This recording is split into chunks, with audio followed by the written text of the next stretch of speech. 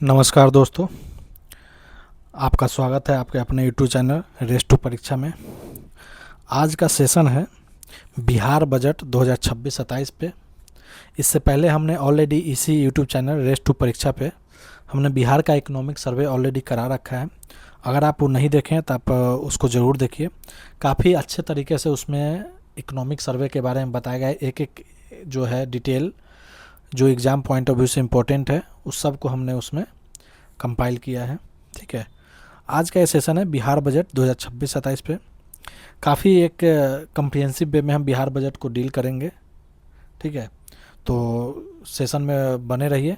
ठीक है, अगर आप 72वीं बीपीएससी की तैयारी कर रहे हैं, जो कि आपका टेंटेटिव एग्ज़ाम का डेट 26 जुलाई है, तो आपके लिए जो है हमने ऑलरेडी जो है एक सीरीज चला रहे हैं रेस टू प्रीलिम्स, जिसके तहत हम जो है मोस्ट इम्पोर्टेंट 150 टॉपिक को हम कवर करा रहे हैं।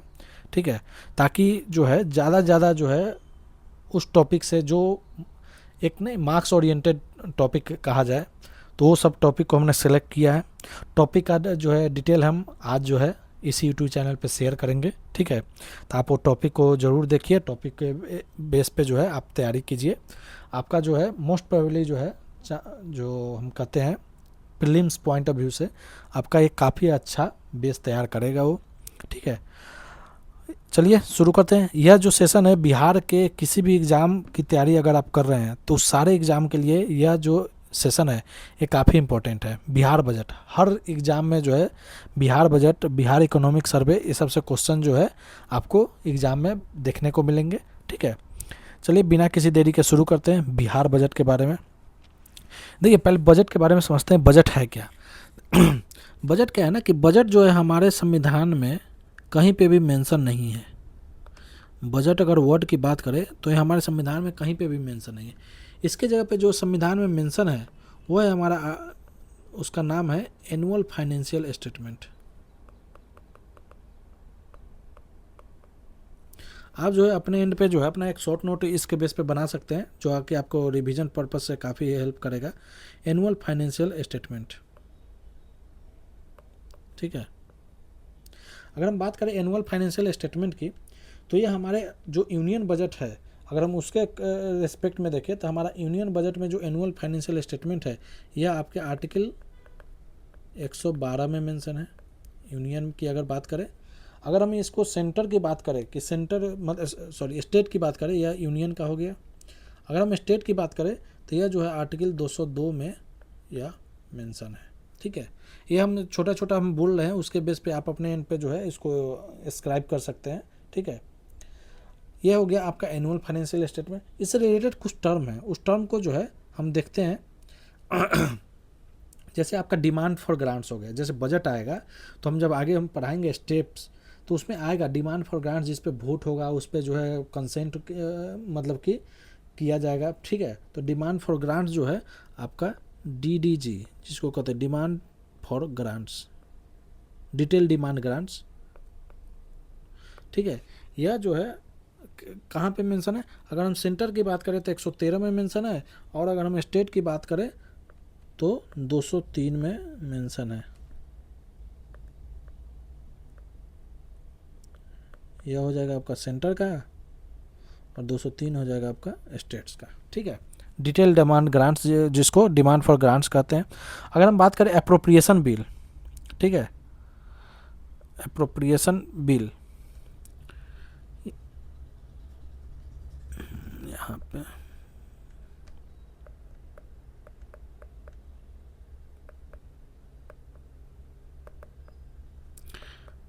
अप्रोप्रिएशन बिल, अगर आपको लेक्चर अगर लग रहा है कि स्पीड स्लो है तो आप जो है अपने एंड पे इसको 1.5 1.25 जितना आपको सहूलियत हो उस पर आप देखिए इसको। ठीक है, अप्रोप्रिएशन बिल की बात करें तो सेंटर के यूनियन के रिस्पेक्ट में जो है आपका 114 है, 114 है, और सेंटर स्टेट के रिस्पेक्ट में यह 204 है। या आगे बताएंगे कि अप्रोप्रिएशन बिल क्यों ज़रूरी है। क्या मनी बिल तो ऑलरेडी जानते हैं, मनी बिल जो है आपका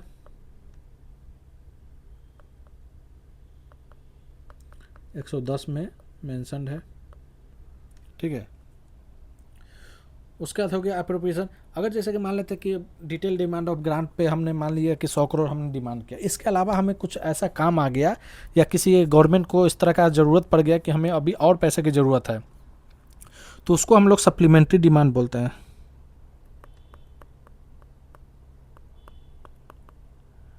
सप्लीमेंट्री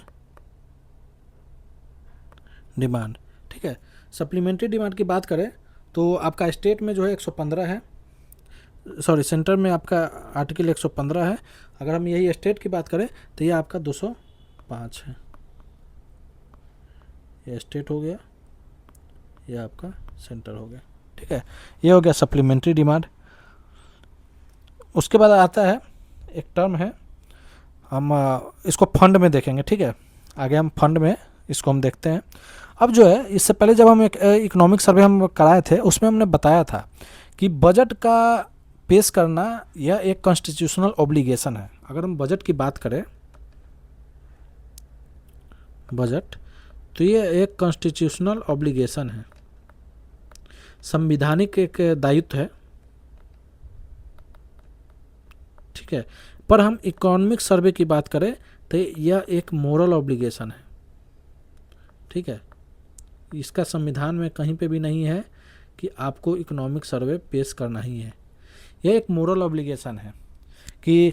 और बजट क्या है? बजट आगामी फाइनेंशियल ईयर के बारे में एक एस्टिमेशन है कि इस तरह से हम जो है रेवेन्यू पे ये खर्च होगा, कैपिटल पे ये खर्च होगा, उस तरह से एक डिटेल बताया जाता है कि आने वाले फाइनेंशियल ईयर में हमारा ये सब खर्च होना है, ठीक है। एस्टिमेशन है वो। इकोनॉमिक सर्वे क्या है कि हमारा जो ऑलरेडी फाइनेंशियल ईयर ऑलमोस्ट जो मतलब देखिए एक महीने 2 महीने पहले ही जो है बजट पेश हो जाता है, इकोनॉमिक सर्वे पेश हो जाता है, तो वो एक एस्टिमेशन है कि हमारा जो है ऑलरेडी जो है पीछे के जितने भी 10 महीने जो फाइनेंशियल ईयर बीत चुके हैं उसमें कितना खर्च हुआ है उसका एक बही खाता जो है आपको इकोनॉमिक सर्वे में प्रोवाइड कराया जाता है सरकार के द्वारा, ठीक है। तो यह जो है ये बजट हमारा क्या हो गया? कॉन्स्टिट्यूशनल ऑब्लिगेशन है, हमारा कॉन्स्टिट्यूशन प्रावधान है कि आपको जो है इसको पास करना पड़ेगा। वहीं पे बात करें इकोनॉमिक सर्वे की, तो इकोनॉमिक सर्वे जो है वो उसमें कहीं पे भी कॉन्स्टिट्यूशनल ऑब्लिगेशन नहीं है, वो जो है एक मोरल ऑब्लिगेशन है, ठीक है। अब हम बात करते हैं, ठीक है, इससे रिलेटेड, बजट से रिलेटेड बिहार के बजट में किस किस तरह का बजट जो है होता है। हम इसको जो है आई होप कि आपने अपने एंड पे बना लिया होगा, हम इसको जो है मिटा देते हैं। आप अपने एंड पे जो है सब्सक्राइब कर चुके होंगे। तो पहला देखते हैं आउटकम बजट, ठीक है। बजट जो है वो 4 तरह के हैं।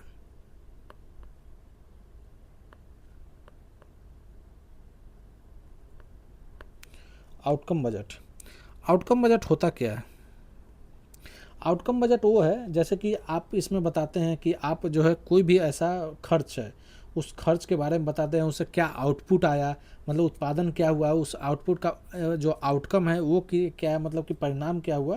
तो किसी योजना पर की गई खर्च या फिर उस योजना का से जो भी उस खर्च से क्या क्या कार्य हुआ, उस कार्य से जो है समाज पे क्या प्रभाव पड़ा, ये सब जो है आउटकम बजट में ये किया गया। इसे स्टार्ट कब किया गया था बिहार में? तो इसे जो है 2006-07 में किया गया था। अगर आपको इकोनॉमिक सर्वे का सेशन अगर ध्यान में होगा, हमने उसमें बताया था बिहार में जो इकोनॉमिक सर्वे स्टार्ट हुआ था वो 2006-07 में ही स्टार्ट हुआ था, ठीक है। आगे देखते हैं ग्रीन बजट के बारे में। नाम सही है कि हमारा जो सस्टेनेबल बजट पे ये एक फोकस है, ठीक है। सस्टेनेबल बजट पे फोकस्ड है। यह जो है अगर हम बात करें कि ये इसकी शुरुआत जो है बिहार में कब की गई थी, तो इसकी शुरुआत जो है बिहार में की गई थी 2000 जो है ग्रीन बजट एक ये इससे करते हैं हम, क्या कहते हैं, ये तो सबसे लास्ट का है, हम ना क्रोनोलॉजी में करते हैं ताकि आपको भी ये चीज़ रहे। उसके बाद आया आपका जेंडर बजट। क्रोनोलॉजी में ध्यान में रखिए, रहेगा आपको कि सबसे पहले आउटकम बजट आया, फिर आपका जेंडर बजट आया। अगर हम जेंडर बजट की बात करें तो जेंडर बजट जो है वो कब आया? तो 2008 और 9 में, ठीक है। जेंडर बजट जो है वो 2008 और 9 में आया। अब इसका फोकस क्या है? इसका फोकस जेंडर बजट का है कि आपका जो बजट का जो प्रावधान है उसमें जो है फीमेल पे जो है कितना बजट पे जो है वो खर्च किया गया है, उसके बारे में जो है जेंडर बजट पे बात किया गया है। इसमें ना 3 पार्ट होते हैं, अगर इस पर ध्यान दिया जाए तो एक होता है, अगर इसको बात किया जाए तो 3 पार्ट होता है। एक में 100% जो है वो लोकेशन वुमेंस के लिए होता है, मतलब फीमेल्स के लिए। एक में होता है 32, मतलब कि अप्रोक्स जो है 30 से ज़्यादा और 100 से कम, 30 to 100 हो गया। और एक जो है आपका प्रावधान वो लेस देन 30% होता है, ठीक है। ये थोड़ा बीच वाला 30 to 100 वाला देख लीजिएगा। 30 to एक 100% होता है जो पूरी तरह से जो है फीमेल पे खर्च है, एक 30 से लोएस्ट है, एक 30 से ज़्यादा है, ठीक है। यह हो गया आपका जेंडर बजट। अगर हम इसके बाद बात करें तो इसके बाद है चाइल्ड बजट।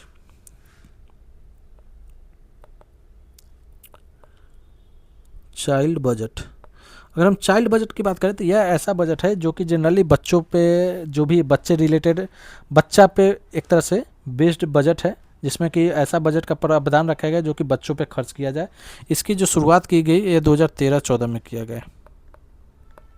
उसका लास्ट है आपका ग्रीन बजट। ग्रीन बजट यह आपका 2021 में जो है शुरू किया गया। ग्रीन बजट क्या है कि आप जो भी बजट का प्रावधान रखा है उसमें कुछ पोर्शन जो है सस्टेनेबली आप जो है, मतलब कि एक तरह से उसको ग्रीनरी को बेस पे सस्टेनेबल डेवलपमेंट के लिए जो है आप उसको एलोकेट करते हैं, वह हो गया आपका ग्रीन बजट। अब हम बात करते हैं फंड के बारे में। जैसे कि 3 फंड आप जनरली जो है संविधान में देखते हैं, ठीक है। तो वो फंड क्या है, एक तो है आपका कंसोलिडेटेड फंड ऑफ इंडिया, एक है आपका पब्लिक अकाउंट और एक है आपका कंटिजेंसी फंड ऑफ इंडिया, ठीक है। तो अब देखते हैं फंड कंसोलिडेटेड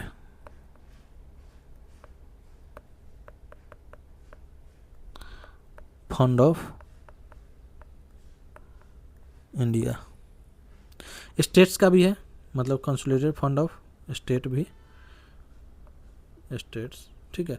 ये कौन से आर्टिकल में मेंशन है, तो ये हमारे आर्टिकल 266, याद रखिएगा कि आर्टिकल 266 जो है उसमें जो है कंसोलिडेटेड फंड ऑफ इंडिया और कंसोलिडेटेड जो स्टेट है उसके बारे में जो है इसमें बताया गया है।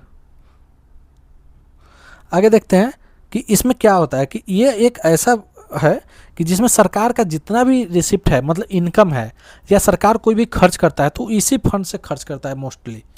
मतलब कि जैसे सैलरी देना हुआ या फिर सरकार का कोई इनकम हो गया, टैक्स हो गया, कुछ भी, चाहे corporation tax, income tax, GST, सब जो है आपका किस में जाता है, वो कंसोलिडेटेड फंड ऑफ इंडिया में ही जाता है, ठीक है। तो ये आपका हो गया कंसोलिडेटेड फंड ऑफ इंडिया और स्टेट्स के बारे में। दूसरा है, ये तो आर्टिकल अगर हम बात करें तो इसका जो है इसको अगर हम पूरी तरह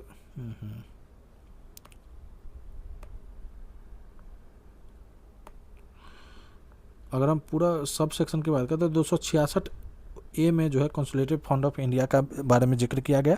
अगर हम इसके बात करें public account of India,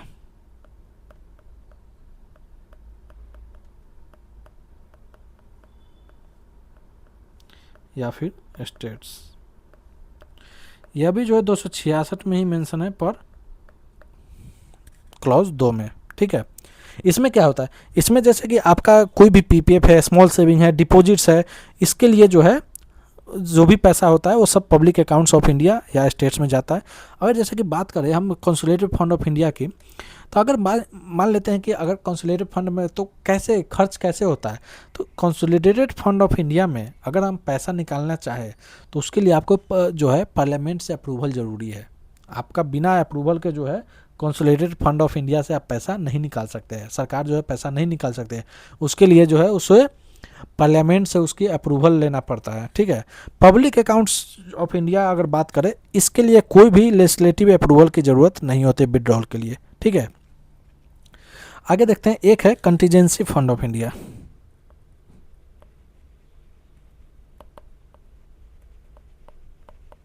contingency fund of India, देखें रिकॉर्ड हो, हाँ रिकॉर्ड हो रहा है। तो यह जो अगर हम बात करें तो यह आर्टिकल आपका 267 में यह मेंशन है।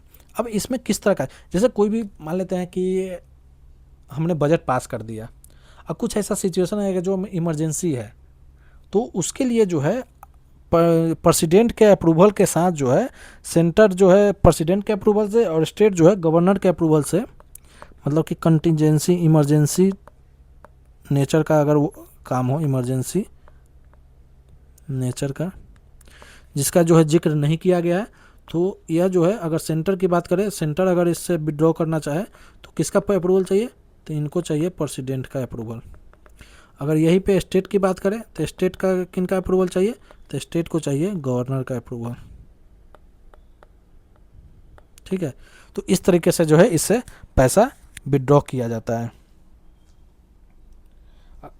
ये हो गया आपके फंड के बारे में। ठीक है, अब हम बात करते हैं बजट के बारे में कि बजट जो पास होता है तो क्या स्टेप लिया जाता है कि बजट जो है वो पास होता है। उस स्टेप को हम देखते हैं कि हमारा बजट का जो पास होने का क्या स्टेप है।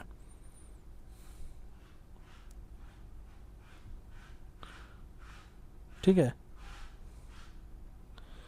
तो सबसे पहले क्या होता है ना कि जैसे कि हम जो है बजट को जब देखिएगा आप, जैसे बजट सेक्शन में आप कभी रहिएगा, जैसे कि मैं बजट सेक्शन में हूँ, तो मैं जनरली देखता हूँ कि सितंबर और अगस्त का, सितंबर जब महीना आता है तो उसमें एक बजट सर्कुलर पेश किया जाता है, हर मिनिस्ट्री को भेजा जाता है।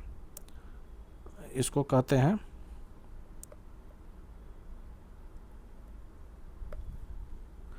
Budget circular. ठीक है, जनरली सितंबर और अगस्त के महीने में जो है, अगस्त और सितंबर के महीने में ये भेजा जाता है। इसमें क्या है कि मिनिस्ट्री ऑफ फाइनेंस जो है वो का जो डिपार्टमेंट ऑफ एक्सपेंडिचर है वो सभी मंत्रालय को एक सर्कुलर भेजता है और उसमें निर्देश देता है कि आप अपना बजट अपने एंड पे तैयार कीजिए कि आपका क्या जो है आने वाले फाइनेंशियल ईयर में। और अभी जो क्या देखिए, ऑलरेडी अगर फाइनेंशियल ईयर की बात करें आप सितंबर और अगस्त की, तो 6 महीने ही होते हैं। तो बचा हुआ जो 6 महीने है उसमें आपका क्या प्लान है, आपका एक्सपेंडिचर का क्या प्लान है, वो एक्सपेंडिचर प्लान के अकॉर्डिंग आप डिमांड कीजिए। और अगले फाइनेंशियल में क्या क्या जो है आपके मिनिस्ट्री, आपके डिपार्टमेंट में जो है एक्सपेंडिचर का नेचर है, उसके बेस पे आप जो है अगले फाइनेंशियल का बजट तैयार कीजिए। तो इसके बाद क्या कहता है, हर मिनिस्ट्री जो है अपना एस्टिमेशन रेडी करता है, एस्टिमेट्स बाय मिनिस्ट्रीज।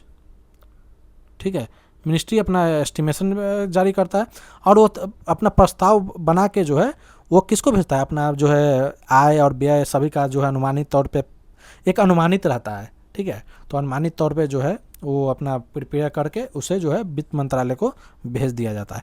इसके बाद क्या होता है, इसके बाद इस पर ना स्क्रूटनी और डिस्कशन होता है। ठीक है, एक तरह से स्क्रूटनी एंड डिस्कशन। अब क्या होता है स्क्रूटनी एंड डिस्कशन में, स्क्रूटनी एंड डिस्कशन में जैसे वित्त मंत्रालय के पास जो सभी प्रस्ताव आए हैं उस पर जो बैठक होगी, उस पर जांच होगा और जो है उपलब्ध वहाँ पे जो सरकार के पास जो उपलब्ध संसाधन है उसके अनुसार जो है व्यय तय, मतलब कि एक्सपेंडिचर जो है वो तय की जाएगी। मतलब कि ये निर्धारित किया जाएगा कि इतना जो है इस मिनिस्ट्री में इतना जो भी है, अब उनके एंड पे कि वो अपने एंड पे जो है प्रिपेयर करेंगे। इसके बाद होता है प्री बजट कंसल्टेशन। जब वो मिनिस्ट्री ऑफ फाइनेंस में जब हो जाता है तो ये होता है प्री बजट कंसल्टेशन।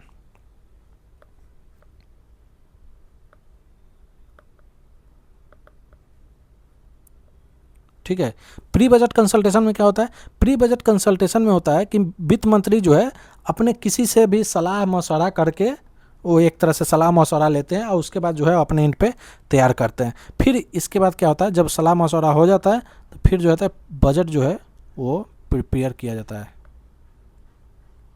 ये प्रोसेस ध्यान में रखिएगा, आपको बजट को समझने में काफ़ी आपको हेल्प करेगा कि बजट जो है वो बनता कैसे है। बजट अगर तैयार किया जाता है किसी भी सरकार डिपार्टमेंट द्वारा तो उसका जो है तैयार करने से लेकर अप्रूवल तक में जो स्टेप है वो कैसे कैसे होता है उसके बारे में है। तो इसके बाद बजट का प्रिपरेशन होता है। ठीक है, इसमें सभी आंकड़ों को अंतिम रूप दिया जाता है कि हाँ इस तरह से इस नेचर में इतना खर्च, इस स्कीम में इतना खर्च, इस मिनिस्ट्री को इतना देना, तो ये सब तैयार किया जाता है। इसके बाद इसका जो है कैबिनेट से अप्रूवल होता है। कैबिनेट इस बजट को अप्रूव करता है, कैबिनेट अप्रूवल। ठीक है, ठीक है। कैबिनेट जब एक बार जो है बजट को यूनियन कैबिनेट से मंजूरी मिलती है, इसके बाद इसे संसद में प्रस्तुत किया जाता है। इसके बाद यह क्या आता है, प्रेजेंटेशन।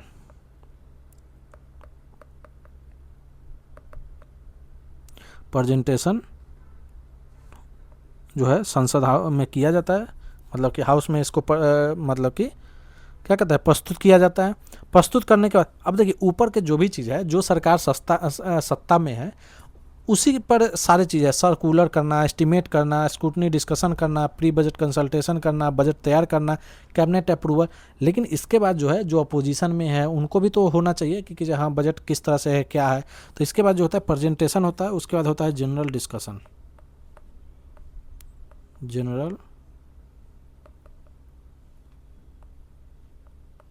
जनरल डिस्कशन, ठीक है। जब एक बार जनरल डिस्कशन दोनों सदनों में जो है बजट पे जो समान चर्चा हो जाती है, तो इस चरण में कोई भी वोटिंग नहीं होता है, ठीक है। इसके बाद इसको भेजा जाता है DRSC, ये नाम याद रखिएगा, डिपार्टमेंटली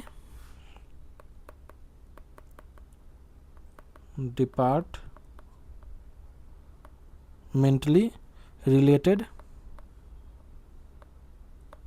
स्टैंडिंग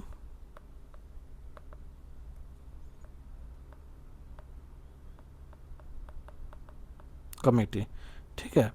तो DRC में जो है इसको भेजा जाता है, अलग अलग जो है वहाँ पे डिमांड ऑफ ग्रांट्स की जांच की जाती है। फिर जब जो है ये कमेटी जो है स्टैंडिंग कमेटी DRSC, यह जो है अगर इस जांच को करके इसको कहाँ पेश करती है, तो इसको संसद में पेश करती है। संसद में अब जो पेश करेगी तो क्या होगा, तो इसके बाद होगा इस पर वोटिंग। वोटिंग किस पे होगा, तो वोटिंग होगा डिमांड फॉर ग्रांट्स पे, जो फाइनेंस मिनिस्टर के पास अलग अलग मिनिस्ट्री से जो भेजा गया था डिमांड, जिसको कि फाइनेंस मिनिस्ट्री ने अपने इन पे सभी सलाह मशवरा करके जांच पड़ताल करके जो कंपाइल किया था बजट, जिस पे कैबिनेट का अप्रूवल हुआ था, उस पे जांच अगर DRSC द्वारा हो गया तो उस पे अब होगा वोटिंग, ठीक है। वोटिंग जब होता है तो वो केवल कहाँ पे होता है, हमने बताया था जो मनी बिल होता है उसमें कहीं पे भी राज्यसभा का जो है वो इक्वली जो है उसका पावर जो है इक्वल नहीं होता है, लोकसभा में केवल वोटिंग होता है। तो ये याद रखिएगा कि वोटिंग जो होता है वो केवल लोकसभा में होता है। यहाँ से जो है एक बिल पास किया जाता है, जिसको बिल को कहते हैं appropriation bill.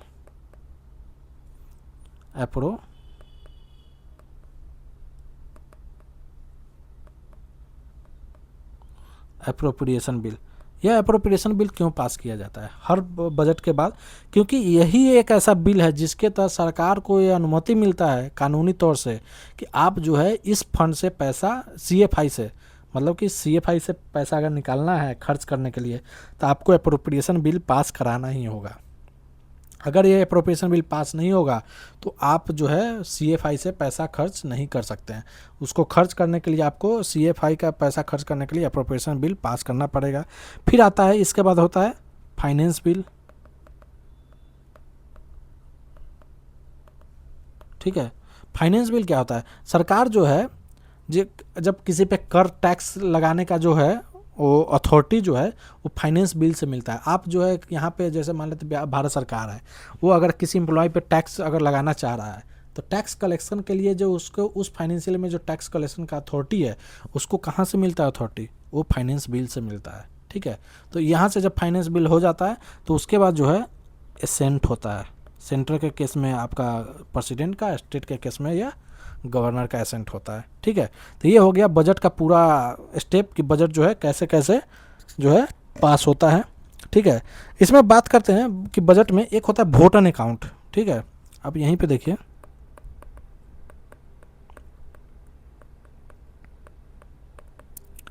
Vote and account एक टर्म है। जैसे मान लेते हैं कि हमारा 31 मार्च को फाइनेंशियल ईयर ख़त्म हो गया, ठीक है। 31 मार्च 1 अप्रैल से हमारा नया फाइनेंशियल ईयर है, तो 31 मार्च के रात के 12 बजे तक जो भी पैसा है वो तो CFI में चल जाएगा।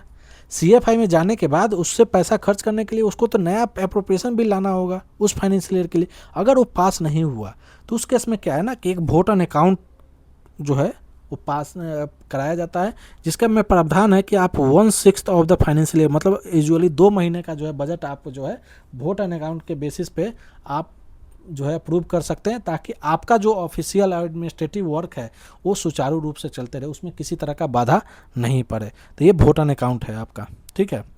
अब आगे देखते हैं बजट के बारे में, ठीक है। बजट में होता है आपका, एक होता है पार्ट रेवेन्यू पार्ट, एक पार्ट होता है आपका कैपिटल पार्ट। अब रेवेन्यू और कैपिटल में क्या डिफरेंस है, ठीक है, कि बजट जो है उसमें रेवेन्यू और कैपिटल में,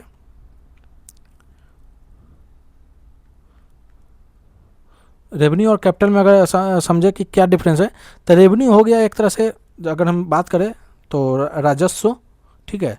और कैपिटल हो गया आपका, कैपिटल को कहेंगे क्या, एक पूंजीगत जो व्यय है, बजट है, उसको हम कैपिटल बोलेंगे। तो रेवेन्यू में हम देखते हैं दोनों, कैपिटल और एक्सपेंडिचर दोनों को समझते हैं कि क्या क्या होता है आपका रेवेन्यू बजट और क्या होता है आपका कैपिटल बजट, ठीक है।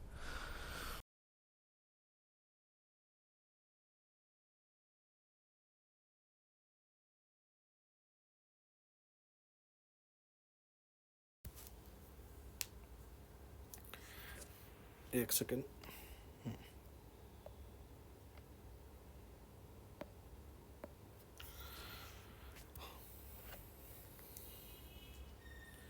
तो देखिए रेवेन्यू बजट, इसमें एक होता है आपका, अगर रेवेन्यू में पार्ट है तो एक होगा आपका रिसिप्ट, रिसिप्ट एक होगा आपका एक्सपेंडिचर, ठीक है। रिसिप्ट क्या है, ये आपका आय बताएगा कि आपका इनकम क्या है, या आपका व्यय मतलब कि आपका खर्च क्या है। कैपिटल में भी आपका वही होगा, एक रिसिप्ट होगा और एक आपका एक्सपेंडिचर होगा, ठीक है। अब हम पहले रेवेन्यू की बात करें तो इसमें ना एक होता है, अगर रिसिप्ट की बात करें तो टैक्स रेवेन्यू होता है, ठीक है। टैक्स रेवेन्यू में क्या आता है आपका, बात करें टैक्स रेवेन्यू, ठीक है।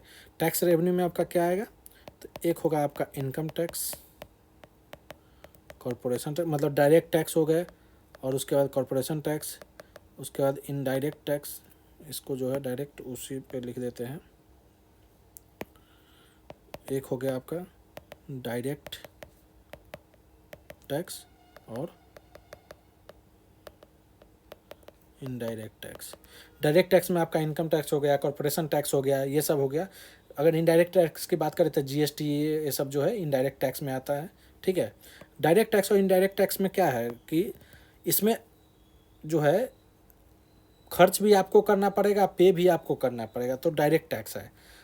इनडायरेक्ट टैक्स में क्या है ना कि आप जो कोई भी चीज़ परचेज करेंगे, तो जैसे मान लेते हैं कोई भी चीज़ आप खरीदे, एक चिप्स ही खरीदे, तो उस पर ऑलरेडी एमआरपी में जीएसटी आपका इंक्लूड रहता है, तो आप केवल तो जितना एमआरपी है उतना आप पे किए। जीएसटी भरने का काम जो है वो दूसरे पे है, वो आप पे नहीं है कि आपको भरना है, तो वो इनडायरेक्ट टैक्स है। अगर हम बात करें नॉन टैक्स रेवेन्यू में, ठीक है, नॉन टैक्स रेवेन्यू में क्या आता है, डिविडेंड, लाभांश। अगर किसी कंपनी में आपका शेयर है तो उससे आपका डिविडेंड मिलेगा, ठीक है। आपका जो है ब्याज की प्राप्तियाँ, जैसे कि इंटरेस्ट, आप कहीं पे लोन दिए हैं तो इंटरेस्ट रिसिप्ट, ठीक है, यह हो गया आपका। तो यह हो गया नॉन टैक्स रेवेन्यू, ठीक है। अगर हम एक्सपेंडिचर की बात करें, एक्सपेंडिचर की बात करें कि रेवेन्यू एक्सपेंडिचर कैसा है, जैसे कि एस्टेब्लिशमेंट रिलेटेड जो है, एस्टेब्लिशमेंट रिलेटेड एक्सपेंडिचर, जैसे कि आपका पेंशन देना हुआ, पेंशन हो गया, सैलरी हो गया, ठीक है, आपका सब्सिडी हो गया, ये सब जो है आपका मतलब क्या हो गया, एक रेवेन्यू एक्सपेंडिचर हो गया। जैसे कि आपका इसमें और भी है, मान लेते हैं जैसे कि आपका इंटरेस्ट पेमेंट हो गया, अगर कोई लोन लिया गया तो आप तो इंटरेस्ट पेमेंट करेंगे ही ना, इंटरेस्ट पेमेंट हो गया, ठीक है। ये सब जो चीज़ें हैं, चाहे डेवलपमेंट वाले काम हो गए, आप शिक्षा पे खर्च कर रहे हैं, स्वास्थ्य पे कर रहे हैं, कृषि पे कर रहे हैं, मतलब एग्रीकल्चर हो गया, रूरल डेवलपमेंट पे हो गया, आपका सामाजिक सोशल सर्विस पे हो गया, ये सब जो है आपका एक्सपेंडिचर जो होता है वो रेवेन्यू एक्सपेंडिचर में आता है। यही बात करें हम कैपिटल की, तो कैपिटल में जो खर्च होता है वो क्या होता है कि आप जब कोई भी खर्च करते हैं पैसा, तो एसेट क्रिएट करते हैं। एसेट क्रिएट करने का क्या मतलब, उससे आप कमा सकते हैं इन फ्यूचर। तो इसमें अगर रिसिप्ट की बात करें तो एक आता है आपका डेप्ट रिसिप्ट। डेप्ट रिसिप्ट मतलब कि आप कहीं से उधार लिए हैं, जैसे कि बाजार से बोरोइंग, आप कहीं से उधार लिए हैं, ठीक है, या लोन लिए हैं फॉरेन कंट्री से, ठीक है, या अपना जो है ट्रेजरी बिल के तहत जो है ट्रेजरी बिल हो गया, या फिर गवर्नमेंट सिक्योरिटी हो गया, इससे जो है आप अपना कहीं से पैसा उठाएं मार्केट से, ये सब जो है रिसिप्ट हो गया, कैपिटल रिसिप्ट हो गया जो है। या फिर आप जो है डिसइन्वेस्टमेंट किए हैं, डिसइन्वेस्टमेंट कोई भी पब्लिक सेक्टर अंडरटेकिंग है, उसका जो सरकार का शेयर है वो आप बेचे हैं, तो उससे जो इनकम आया वो कैपिटल रिसिप्ट में जाएगा। एक्सपेंडिचर की बात करें तो एक्सपेंडिचर कैसा है, जैसे कि आप जो है कंस्ट्रक्शन इंफ्रा पे जो है आप खर्च किए हैं, इंफ्रा पे, जैसे कि आप पुल बनवाए, सड़क बनवाए, बंदरगाह बनवाए, भवन निर्माण हुआ, मशीनरी पे खर्च किए, ये सब जो है आपका क्या है, इंफ्रा पे आपका, आप जो है इससे जो है आपका इनकम हो सकता है, आप जो है सरकार जो है इससे पैसा कमाती है। जैसे सड़क बना दी है तो सड़क एक बार बन गया, अब उससे जितनी भी जो गाड़ी जाएगी तो उससे जो टोल टैक्स ये सब चीज़ें जो है, लॉजिस्टिक का जो खर्च है वो सब एक तरह से जो सरकार को एक इनकम होने लगता है इससे, ठीक है। अब जो है आगे हम बात करते हैं बिहार बजट के बारे में, कि बिहार बजट 2026-27 में क्या क्या जो है बताया गया है। तो इसमें देखते हैं कि इसको जो पेश किसके द्वारा किया गया। सबसे पहले कि बिहार बजट को पेश कौन किया, तो यहाँ के जो फाइनेंस मिनिस्टर थे, एक सेकेंड,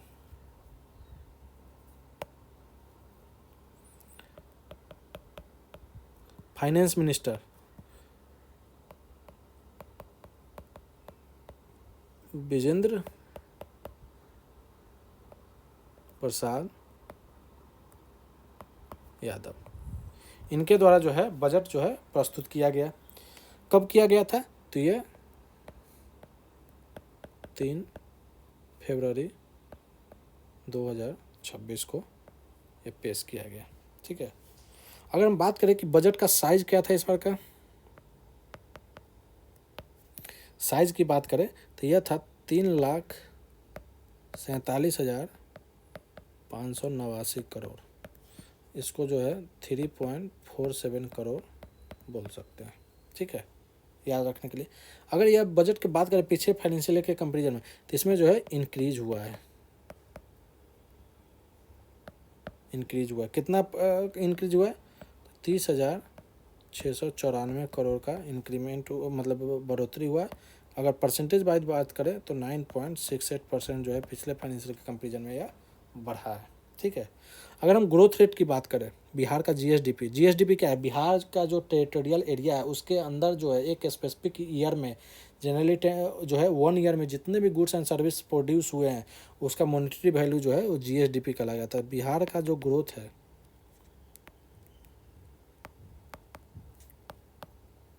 जीएसडीपी यह कितना है, यह याद रखिएगा, यह 14.9% है, ठीक है, कितना है 14.9%। इस बजट में जो है 7 निश्चय हम ऑलरेडी जो है आपको इसके बारे में बता चुके हैं, इस वीडियो में हम आपको नहीं बताएंगे, आप जो है इस सब प्रीवियस का वीडियो आप देख लीजिए, रेस्ट टू प्रीलिम्स जो सीरीज़ है उसमें हम ऑलरेडी इसको पूरा 7 निश्चय के बारे में और कौन कौन निश्चय का क्या टेन्योर है, पहला निश्चय का क्या टेन्योर था, दूसरा का क्या था और इसका क्या है, इसमें बस हम ये आपको बता रहे हैं कि इसमें जो बजट का फंड का एलोकेशन किया गया है इस 7 निश्चय के लिए, ये आपको एग्ज़ाम के लिए है काफ़ी इम्पोर्टेंट। 14,800 करोड़ जो है बजट का प्रावधान रखा गया है। इसका फोकस क्या है कि पर कैपिटा इनकम जो है उसको डबल करना और 1 करोड़ जॉब प्रोवाइड करना, ठीक है। ये 7 निश्चय 3.1 जो कि 25 से 30 तक चलेगा, 2025 से 2030 तक, ठीक है, इसका टेन्योर है। तो इस जो है 7 निश्चित 3 को अब ध्यान में रखिएगा। अब हम आगे बात करते हैं एक्सपेंडिचर पर, ठीक है, कि हमारे जो है बजट में क्या जो है एक्सपेंडिचर पे क्या बात किए गए उसके बारे में देखते हैं। तो एक्सपेंडिचर जो है ना 2 तरह के होते हैं। देखिए एक्सपेंडिचर का एक तो स्कीम और नॉन स्कीम पे है, जो है सरकार तो ऑलरेडी स्कीम और नॉन स्कीम को हटा दी है, लेकिन एक होता है एस्टेब्लिशमेंट रिलेटेड एक्सपेंडिचर, एक होता है आपका स्कीम रिलेटेड। अब स्कीम में क्या है कि आप कोई पॉलिसी चला रहा है तो आप, या कोई स्कीम योजना चल रहा है तो उस पर जो कितना खर्च किया जा रहा है। एस्टेब्लिशमेंट खर्च क्या हो गया, जैसे आपका सरकार के जो भी कर्मचारी है, सरकार के जो ऑफिस है, ये सब को चलाने के लिए जो खर्च होता है वो एस्टेब्लिशमेंट एक्सपेंडिचर कहलाता है। तो हम बात करते हैं स्कीम एक्सपेंडिचर की। तो स्कीम पे जो खर्च किया गया है वो आपका किया गया है 1.22 लाख करोड़, ठीक है, 1.22 लाख। अगर एक्चुअल की बात करें तो आपका 1,22,155 करोड़ है, ठीक है। परसेंटेज की बात करें कि हमारा जो भी एक्सपेंडिचर उसका कितना परसेंट है, तो ये लगभग 35.15% है। मतलब कि 100 रुपया में 35.15 रुपया जो है वो स्कीम पे ही खर्च होता है। बाकी जो होता है 64.85 जो है वो किस पे खर्च होता है, तो वो इस्टेब्लिशमेंट खर्च होता है।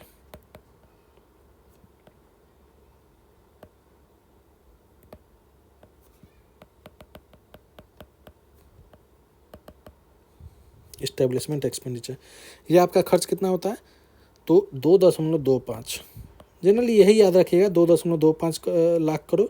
अगर हम एक्चुअल की बात करें तो 2,25,000 जो है 434 करोड़ होता है। अगर परसेंटेज की बात करें तो 64.85% है, ठीक है। ये हो गया स्कीम और नॉन स्कीम पे के बेस पे एक्सपेंडिचर, ठीक है। लेकिन अगर हम एक्सपेंडिचर की बात करें रेवेन्यू और कैपिटल के रेस्पेक्ट में, एक्सपेंडिचर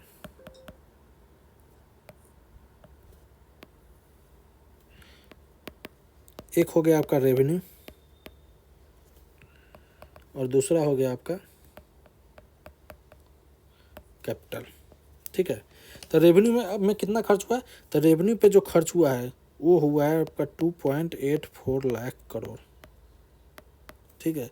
अगर एक्चुअल में देखेंगे तो 2,84,133 करोड़।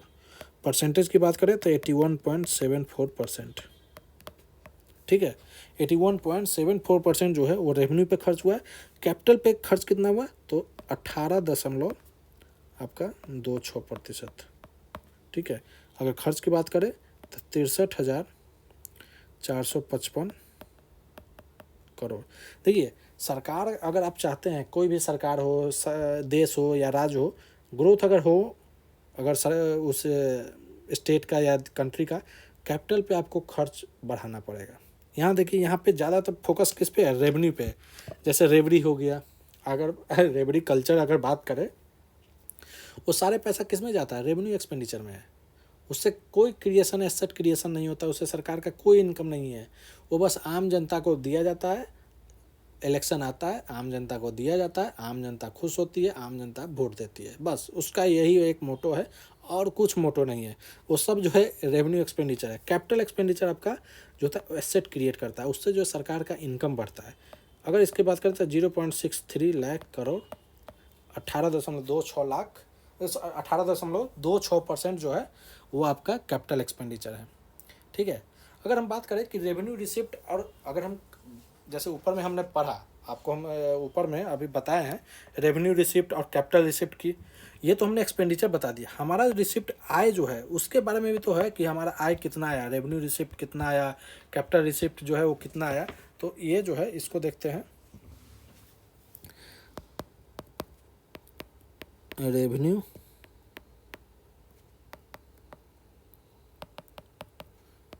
रिसिप्ट, और एक हो गया आपका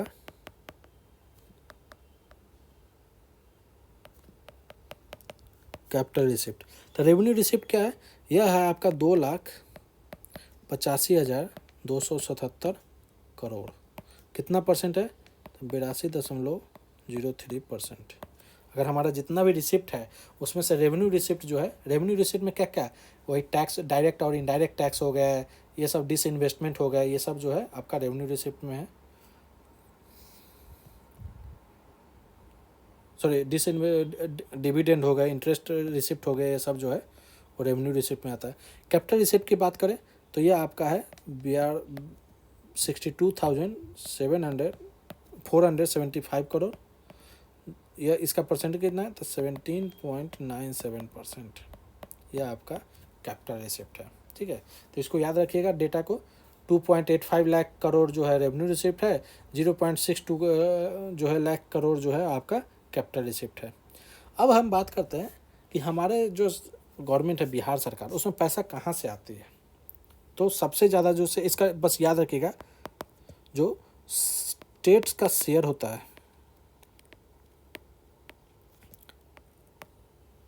स्टेट शेयर फ्रॉम सेंटर से जो टैक्स डिवोल्यूशन होता है फाइनेंस कमीशन में बताया गया ना, जैसे कि 16 फाइनेंस कमीशन मैंने बताया है कि जो है अरविंद पनगारिया के जो देख रेख में किया, ये अध्यक्षता में था, उसमें 41% जो है वो वर्टिकल डिवोल्यूशन किया गया था कि 100 रुपये में 41 रुपये जो सरकार पे खर्च किया जाएगा। हमने इसके बारे में डिटेल बताया, वर्टिकल डिवोल्यूशन क्या है, हॉरिजॉन्टल डिवोल्यूशन क्या है, आपको ऑलरेडी हम बता चुके हैं। इसमें आपका अप्रॉक्स 45% जो है वो यहाँ से आता है। दूसरा जो है वो स्टेट गवर्नमेंट का जो है टैक्स होता है। स्टेट गवर्नमेंट का अपना भी टैक्स होता है ना, वैट होता है, ये सब स्टेट गवर्नमेंट टैक्स, या फिर रजिस्ट्री होता है तो उस पर जो टैक्स लगता है यह 18.92% है। ठीक है, इसके बाद होता है आपका पब्लिक डेप्ट। ठीक है, पैसा जो है पब्लिक डेप्ट 17.81%। ठीक है, इसके बाद अगर बात करें तो ग्रांट जो सरकार द्वारा दिया जाता है, केंद्र सरकार द्वारा ग्रांट इन एड, यह दिया जाता है। आप कितना परसेंट है इसका कंट्रीब्यूशन, 14.92%। इसके बाद अगर बात करें तो non tax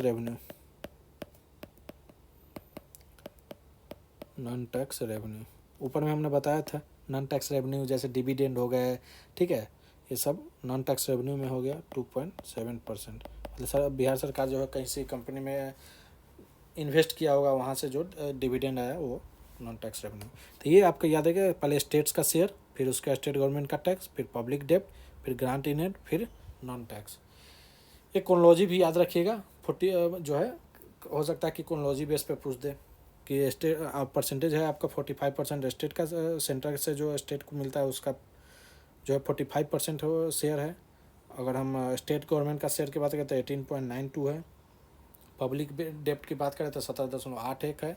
grant in aid जो है 14.92 है। नॉन टैक्स जो है 2.7% है। अब जो है पैसा आता है तो पैसा जाता कहाँ है जो है, तो सबसे ज़्यादा जो पैसा खर्च होता है वो सोशल सर्विस पे होता है।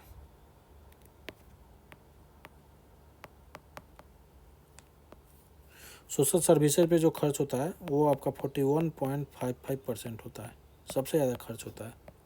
सामाजिक कल्याण जो होता है, उसके बाद होता है जनरल सर्विस।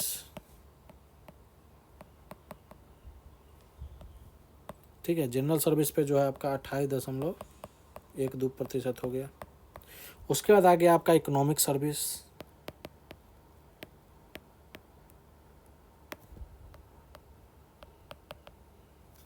इकोनॉमिक सर्विस है 23.39%। उसके बाद है आपका पब्लिक डेप्ट,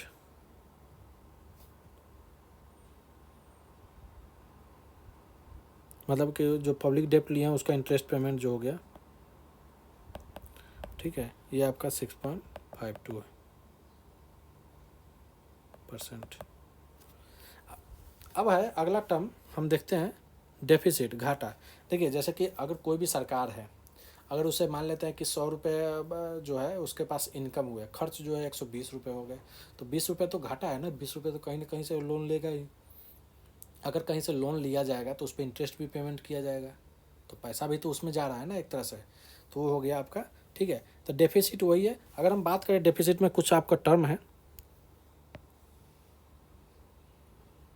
डेफिसिट में आप इसको देखिए, रेवेन्यू डेफिसिट।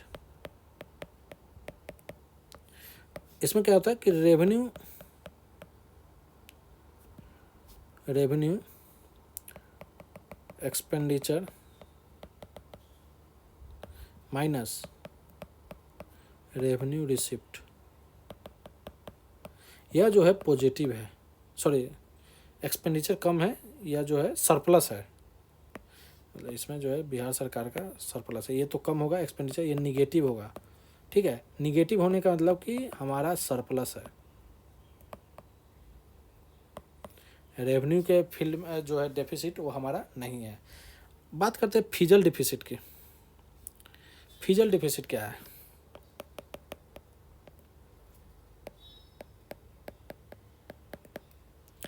ओवरऑल जो हमारा एक्सपेंडिचर है, एक्सपेंडिचर माइनस ओवरऑल हमारा रिसिप्ट, इसको जो है हम क्या बोलते हैं, इसको हम बोलते हैं फिजल डेफिसिट। ठीक है, प्राइमरी डेफिसिट क्या होता है, पहले हम टर्म बता देते हैं। प्राइमरी डेफिसिट, यहाँ पे देखिए,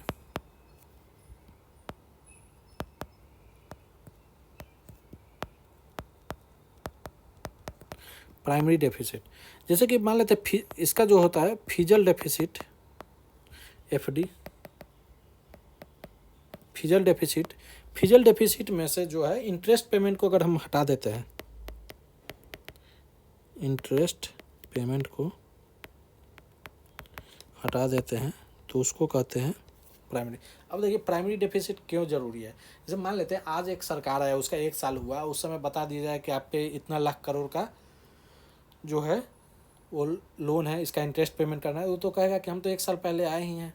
तो क्या होता है ना कि अगर पहले की सरकार जो है ऑलरेडी कहीं से पैसा ले रखा है एज ए लोन, तो इंटरेस्ट पेमेंट करना एक मतलब कि बाध्यता है, लायबिलिटीज है।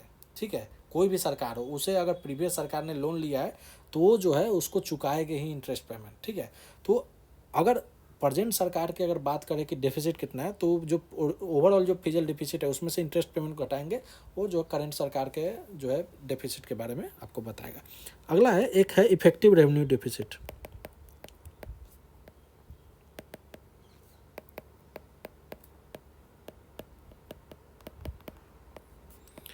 इफेक्टिव रेवेन्यू डेफिसिट, इसमें क्या है कि आपका जो रेवेन्यू डेफिसिट है, ठीक है, रेवेन्यू डिफिसिट जो ऊपर में हमने बताया revenue expenditure minus revenue receipt, उसमें से एक ग्रांट्स है,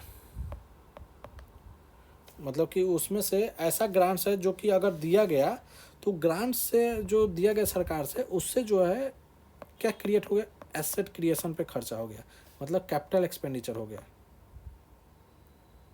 क्रिएशन मतलब कि हम सरकार ने पैसा दिया, रेवेन्यू जो है सरकार पैसा दिया रेवेन्यू नेचर के जो है एक्सपेंडिचर है उसके लिए, वहाँ जाके उसने कुछ ऐसा कर दिया जिससे कि वो ग्रांट जो है उससे एसेट क्रिएट हो गया, तो जो है इफेक्टिव रेवेन्यू डिफिसिट कहलाता है कि रेवेन्यू डिफिसिट में से उसको घटाया जाए, क्योंकि वो तो ऑलरेडी एसेट हो गया ना, तो सरकार का उससे अब इनकम आएगा, तो इफेक्टिव रेवेन्यू डिफिसिट जो है कैलकुलेट उससे किया जाता है।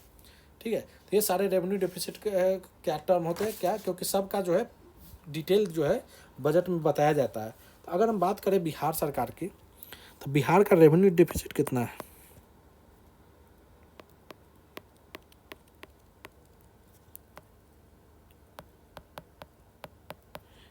रेवेन्यू डिफिसिट की बात करें तो ये हमारा सरप्लस है, हमने ऊपर भी बताया था सरप्लस है, मतलब कि हमारा रेसिप्ट ज़्यादा है, एक्सपेंडिचर कम है। कितना सरप्लस है, तो 0.09%। ये 0.09% किसका होगा, यह ऑफ जीएसडीपी होगा, ग्रॉस स्टेट डोमेस्टिक प्रोडक्ट की। वैल्यूएशन की बात करें तो 1143 करोड़। ठीक है, अगर हम बात करें फिजल डिफिसिट, एफडी, ठीक है, फिजल डिफिसिट यह कितना है, तो यह 2.99%, ये काफ़ी इंपॉर्टेंट है, 2.99% ऑफ जीएसडीपी है। ठीक है, वैल्यू की बात करें तो 39,111 करोड़ अप्रॉक्स है, यही है। अगर हम बात करें प्राइमरी डेफिसिट की, तो इसका जो है परसेंटेज आप याद रखें 1.05% है। ठीक है, इफेक्टिव रेवेन्यू डिफिसिट वो अप्रॉक्स 0 के करीब में है। ठीक है, तो बहुत ही कम है इफेक्टिव रेवेन्यू डिफिसिट।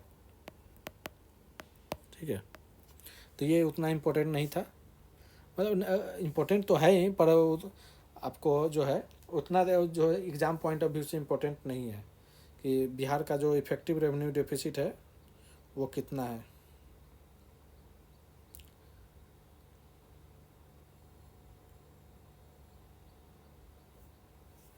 ठीक है, ये जो है चलिए अब आगे देखते हैं। आपका है कि जो एक्सपेंडिचर जो है सेक्टर वाइज बिहार सरकार जो है, अगर बिहार के जीएसडीपी की बात करें हम जो है, एक सेकेंड हम जो है इसको कंप्लीट ही कर देते हैं। बिहार सरकार के जो है एक्सपेंडिचर है उसको देखते हुए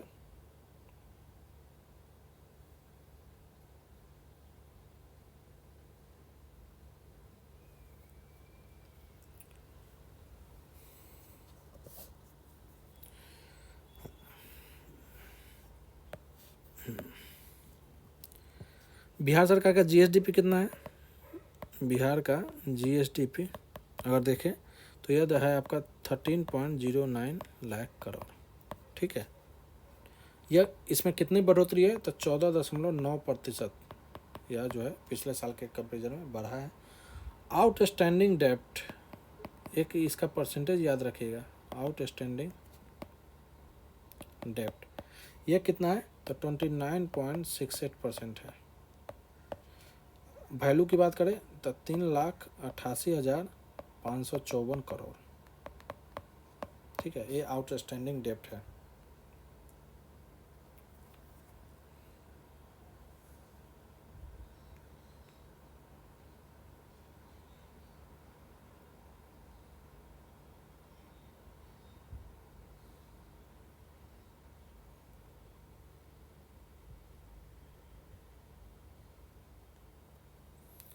अब हम बात करें एक्सपेंडिचर का सेक्टर वाइज क्या एक्सपेंडिचर है। ठीक है,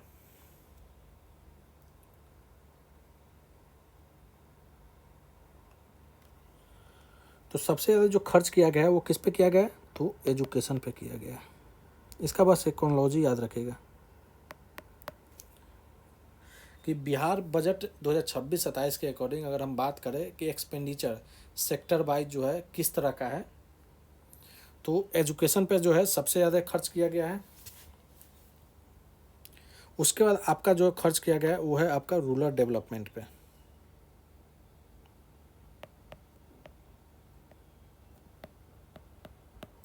रूरल डेवलपमेंट पे, ठीक है।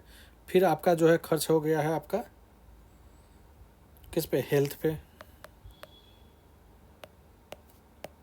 फिर है एनर्जी पे। ये आप जो है क्रोनोलॉजी आप याद रखिएगा।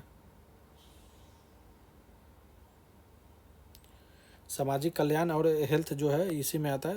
एक तरह से इसको कह सकते हैं सोशल सर्विस में एक खर्च हुआ है, जो स्वास्थ्य वास्थ्य इसी में आते हैं। उसके बाद जो है आपका एनर्जी पे खर्च हुआ है। ठीक है, अगर हम बात करें जब हम इस तरह के चीज़ें को बजट को देख ही रहे हैं तो 16 फाइनेंस कमीशन को भी हम थोड़ा सा देख लें। 16 फाइनेंस कमीशन में किसके अंतर्गत ये लाया गया था, तो ये जो है चेयरमैन कौन थे तो अरविंद पानागरिया।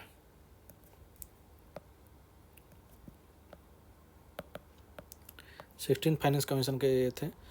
इसमें जो है बिहार को कितना दिया गया, तो बिहार को दिया गया 9.95%। देखिए, एक होता है वर्टिकल डेवोल्यूशन, हम ऑलरेडी इसको बता चुके हैं डेवोल्यूशन, एक होता है हॉरिजॉन्टल डेवोल्यूशन। ठीक है, वर्टिकल क्या होता है ना, 100 में 41 रुपया जो दिया गया है ये वर्टिकल है कि एक बार सरकार का पैसा है उसमें से 41 रुपया सरकार को भले राज्य को देना है। अब राज्य के बीच में जो 41% आया है इसको कैसे बांटा जाए, तो इसको जो है हॉरिजॉन्टल डिवोल्यूशन के तहत उसमें इनकम डिस्टेंस, आपका जीडीपी में कंट्रीब्यूशन, सब हमने बता रखा है। आप उस वीडियो में आप जाके इसको देख सकते हैं। तो 16 फाइनेंस कमीशन बिहार में क्या बढ़ा है या घटा है कंट्रीब्यूशन, तो 15 फाइनेंस कमीशन की अगर बात करें, फाइनेंस कमीशन का जो है अगर हम बात करें कौन से आर्टिकल में मेंशन है, तो आर्टिकल 280 में मेंशन है। ठीक है, चेयरमैन इनके कौन को अपॉइंट कौन करते हैं, इनके जो चेयरमैन हैं उनको कौन अपॉइंट करते हैं, अपॉइंटेड बाय प्रेसिडेंट। ठीक है, ये याद है। 15th फाइनेंस कमीशन में इसके हेड कौन थे? NK सिंह। ठीक है, बिहार को कितना मिला था? 10.06%। तो बिहार को घटा है, पिछले फाइनेंस कमीशन के कंपेरिजन में बिहार को यह घटा है। अगर हम आगे बात करें कुछ डेवलपमेंट रिलेटेड, तो एग्रीकल्चर से बात करते हैं।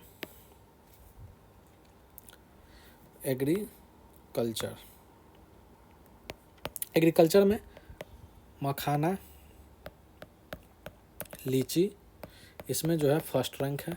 ठीक है, मेज मतलब मक्का, इसमें जो है सेकंड है। हनी, शहद, इसमें जो है फोर्थ रैंक है बिहार का प्रोडक्शन में। ठीक है, एक है टर्म एग्री इंफ्रास्ट्रक्चर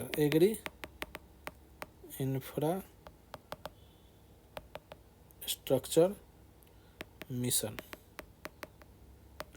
इसको लॉन्च किया गया है। इसके लिए कैपिटल आउटले कितना रखा गया, बजट का कितना प्रावधान रखा गया? कैपिटल आउटले, तो कैपिटल आउटले रखा गया 1 लाख करोड़, 1 लाख करोड़ का प्रावधान रखा गया। किस लिए ये मिशन है? तो फॉर अपग्रेडेशन इन, मतलब कोल्ड स्टोर का जो है अपग्रेडेशन किया जाए, अपग्रेडेशन ऑफ कोल्ड स्टोरेज। ठीक है, इसको अपग्रेड करने के लिए यह किया गया है। अब आगे है कि कुछ टर्म है, उसको रिलेटेड हम देखते हैं क्या क्या क्या जो है घोषणा बिहार सरकार द्वारा जो है उस बजट में किया गया। जैसे कर्पूरी स्किल यूनिवर्सिटी का जो है बात किया गया। ठीक है,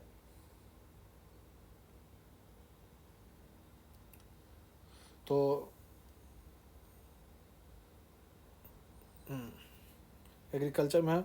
उसके बाद जो है कर्पूरी ठाकुर, बात करते हैं। एग्रीकल्चर हो गया, एग्रीकल्चर से आ गया। देखिए एक ना इसी में हम बिहार के रामसर साइट के हम बता दे रहे हैं कि रामसर साइट बिहार में अभी @% 6 है। हम इसको ऑलरेडी करा चुके हैं, पर एक बार और देख लीजिए। शॉर्ट में हम लिखेंगे गोगाबिल कटिहार में है। उसके बाद है सबसे पहले कांवरताल, ये आपका बेगूसराय है। ठीक है, उसके बाद है गोकुल जलाशय, ये आपका बक्सर में है। उसके बाद है आपका गोगाबिल जो है आप याद रखिएगा कि ये आपका पहला कम्युनिटी रिजर्व है, फर्स्ट कम्युनिटी रिजर्व। ठीक है, जो है आपका गोगाबिल क्या है, फर्स्ट कम्युनिटी रिजर्व है, कटिहार में है। उसके बाद है आपका कांवरताल बेगूसराय में। गोकुल जलाशय हो गया बक्सर में। उसके बाद हो गया आपका उदयपुर झील, यह कहाँ है? वेस्ट चंपारण बेतिया में। उसके बाद है आपका नागी एंड नकटी, ये दोनों कहाँ हैं? ये दोनों जमुई में है। ठीक है, तो ये 6 हो गया आपका रामसर साइट। ठीक है, तो इसको याद रखिएगा। लेटेस्ट जो है आपका गोगाबिल हो गया और गोकुल जलाशय और उदयपुर, लेटेस्ट अभी घोषणा किया गया है। उसके बाद है एक कर्पूरी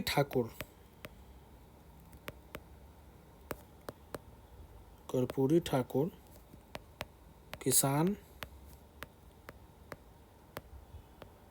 सम्मान निधि, इसको लाया गया। इसके तथ्य क्या है?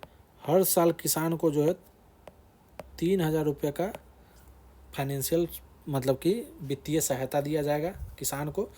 तो अब जो है अगर बिहार के किसान की बात करें तो PM किसान के तहत तो 6,000 मिलता ही है ईयरली।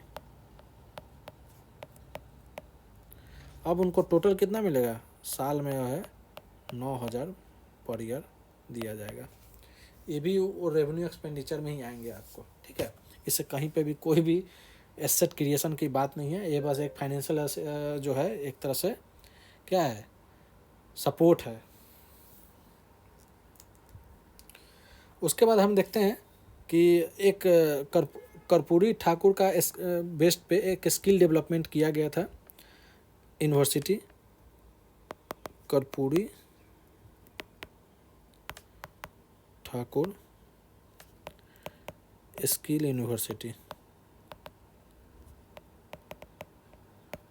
बनाया जाएगा जो कि स्किल डेवलपमेंट पे काम करेगी। ठीक है, इसका है जो है पहला डेडिकेटेड गोट सेमेन, फर्स्ट डेडिकेटेड गोट सीमेन सेंटर। यह कहाँ किया गया? तो यह गया में।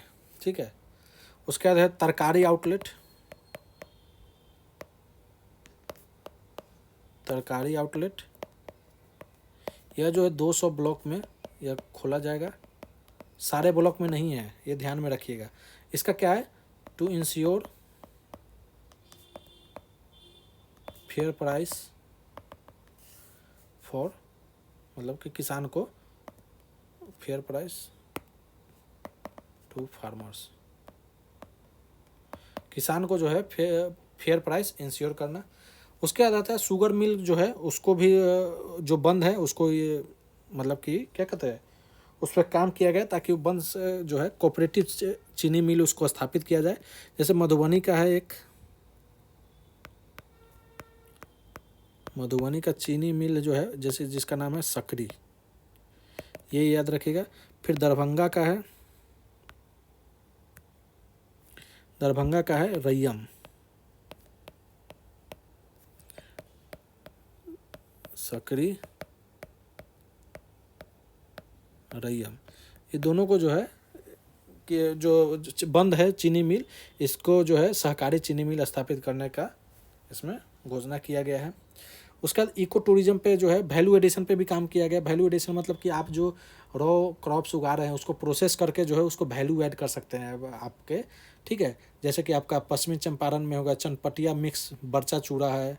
ठीक है, भागलपुर का जो है मशरूम का जो है बटन मशरूम प्रोसेसिंग है, नालंदा का आंवला मुरब्बा है। ये सब जो है चीज़ें वैल्यू एडिशन पे जो है सरकार ने काम किया है। इको टूरिज्म पे जो है सरकार काफ़ी फोकस करी, जैसे करमचट इको टूरिज्म है,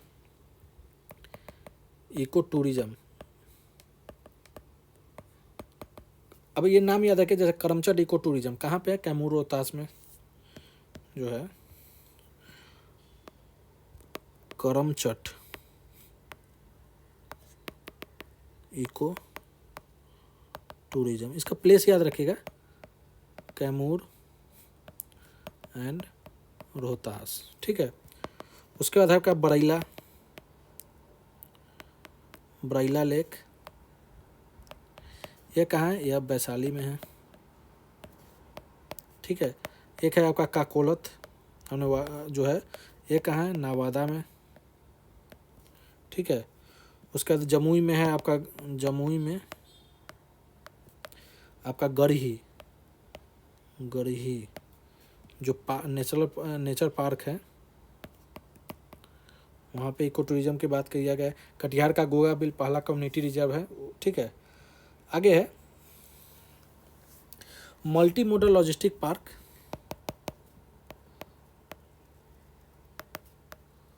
मल्टी मोडल लॉजिस्टिक पार्क, ये कहाँ बनाया गया है? तो फतुआ, कहाँ है? पटना। फिनटेक सिटी कहाँ बनाया गया है?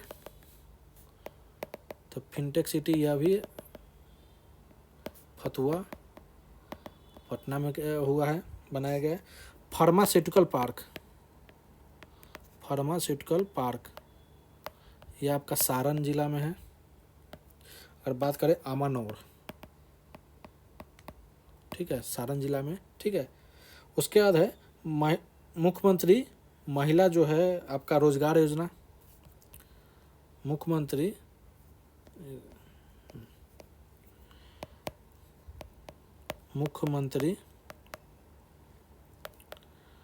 महिला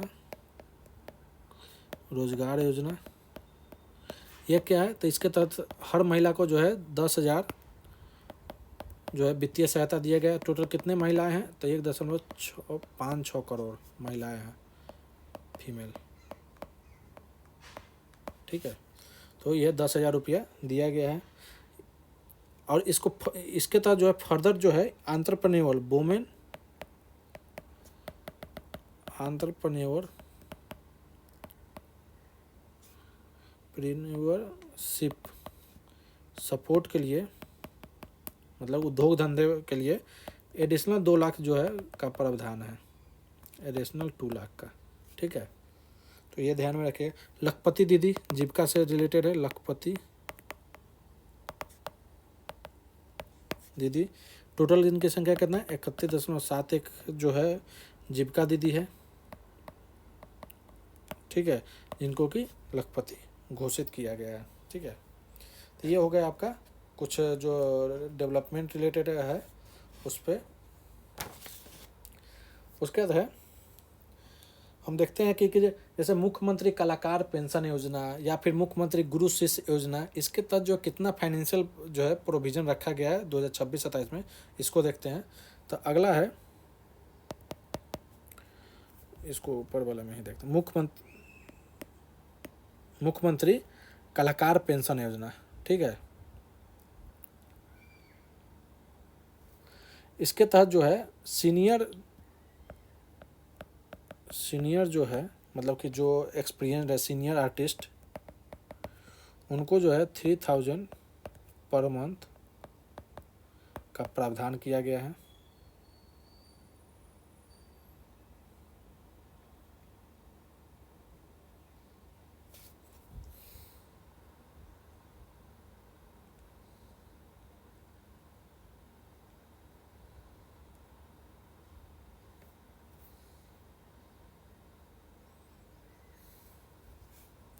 ठीक है, उसके बाद है आपका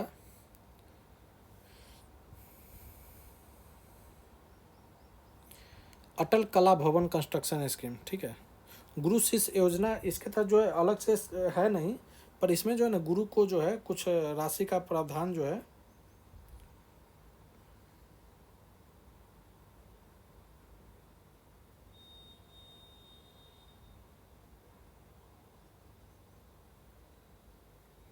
ठीक है, इसके तहत जैसा कि मान लेते हैं जैसे गुरु हैं, उनको 15,000 पर मंथ का प्रावधान रखा गया है। उसके बाद है जो इनसे कम है, मतलब लो है, जिसको मतलब असिस्टेंट जो एक तरह से हुए, या हिंदी में जिनको संगतकार कहते हैं, इनको 7500 पर मंथ है। अगर हम शिष्य की बात करें, शिष्य, इनको 3000 पर मंथ का प्रावधान है। ठीक है, उसके बाद है अटल कला भवन कंस्ट्रक्शन स्कीम किया गया है, एक कंस्ट्रक्शन से रिलेटेड है। ठीक है, उसके बाद है बुद्ध सम्यक दर्शन, ये 2-3 को चीज़ है, वो ऑनलाइन है, इसको आप डायरेक्ट याद रख लीजिए। जैसे बुद्ध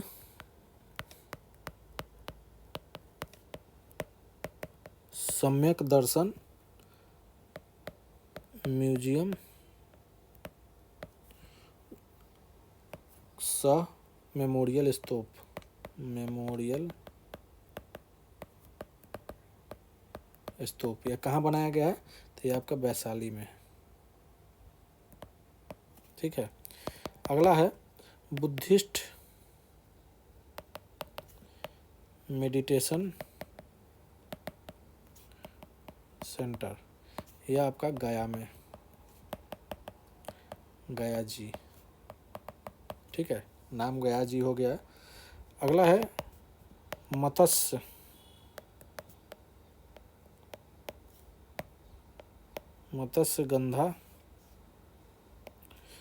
गंधा जो लेक है, ये कहाँ पे है, ये आपका सहरसा जिले में है।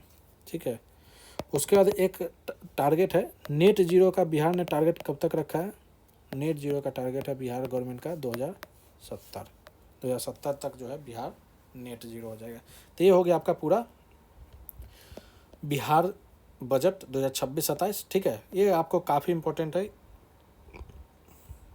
सॉरी, इतना कम्प्रिहेंसिव वे में आपको जो है यूट्यूब पे कहीं पे भी आपको इस तरह के जो है नहीं मिलेंगे। ठीक है, तो इसको जो है आप पूरा ज़रूर देखिए और कैसा लगा इसको ज़रूर बताइएगा। ठीक है, और अगर आपको अच्छा लगे तो चैनल को, सेशन को लाइक कीजिएगा, दोस्तों में शेयर कीजिएगा, और जो रेस टू परीक्षा इसको जो है आप सब्सक्राइब कीजिए चैनल को, अगर आपको अच्छा लगे तो। ठीक है, चलिए इस सेशन में बस इतना।